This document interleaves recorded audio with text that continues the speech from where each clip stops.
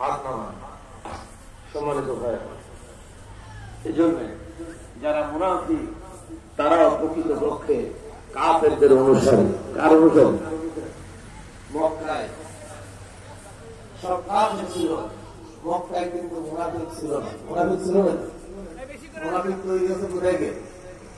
মদিনায় গিয়ে। মুনাফিকদের সত্তা যে তিনি হচ্ছে আব্দুল্লাহ বিন উবাই ইবনে সালুল, আল্লাহর নবীর পিছনে নামাজ আদায় করতেন। তার দাড়ি ছিল, জুব্বা ছিল, টুপি ছিল। আল্লাহর নবী তার এত মহব্বত করতেন, উহুদের যুদ্ধে ৩০০ সৈনিকের সেনাপতির দায়িত্ব লাগিয়ে দিয়েছেন। কিন্তু যুদ্ধের ময়দানে যাওয়ার আগে মাঝপথ থেকে ৩০০ সৈনিক ফিরে আসে আব্দুল্লাহ বিন উবাই। আব্দুল্লাহ বিন উবাই রাসূলুল্লাহ নামাজ গ্রহণ করেছিল, রাসূলুল্লাহ রোজা পালন করেছিল, কিন্তু রাসূলুল্লাহ সাল্লাল্লাহু আলাইহি ওয়াসাল্লামকে নেতা হিসেবে মানে নাই। আব্দুল্লাহ বিন উবাই নেতা ছিল আবু জাহেল।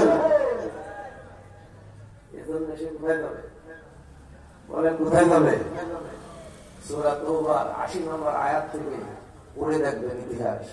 আব্দুল্লাহ বিন উবাই পরিণাম দিল।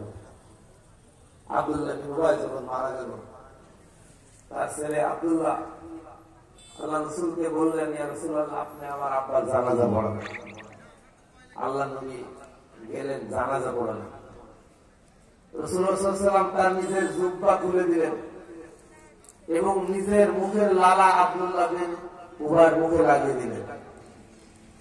যখন জানাজা পড়ানো শেষ হলো, তখন আল্লাহ তাআলা কোরআনের আয়াত নাযিল করলেন, ইস্তাগফির লাহুম আও লা তাস্তাগফির লাহুম ইন তাস্তাগফির লাহুম ৭০ মাররা ফালা ইয়াগফির লাহুম। আল্লাহ কোরআন বললেন, হে নবী, তুমি তার জন্য দোয়া করো আর না করো, কোন যায় আসে না। তুমি যদি ৭০ বার তার জন্য আমার কাছে ইস্তেগফার করো, এরপরও তার জন্য তোমার ইস্তেগফার আমার দরবারে কবুল হবে না।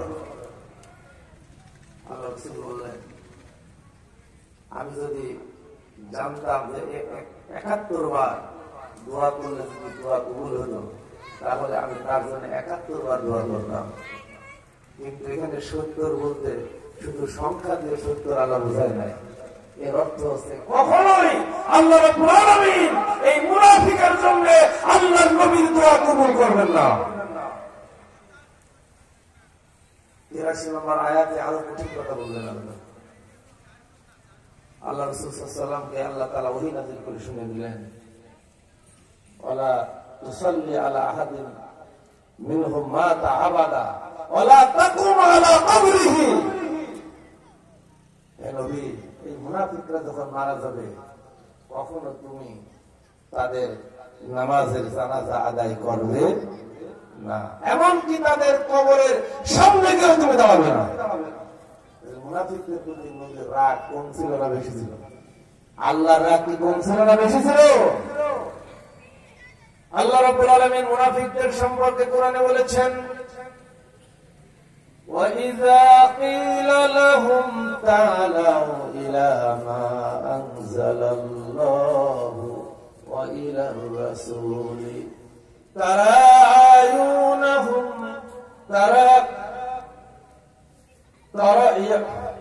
وَإِذَا قِيلَ لَهُمْ تَعَالَوْا إِلَى مَا أَنزَلَ اللَّهُ وَإِلَى الرَّسُولِ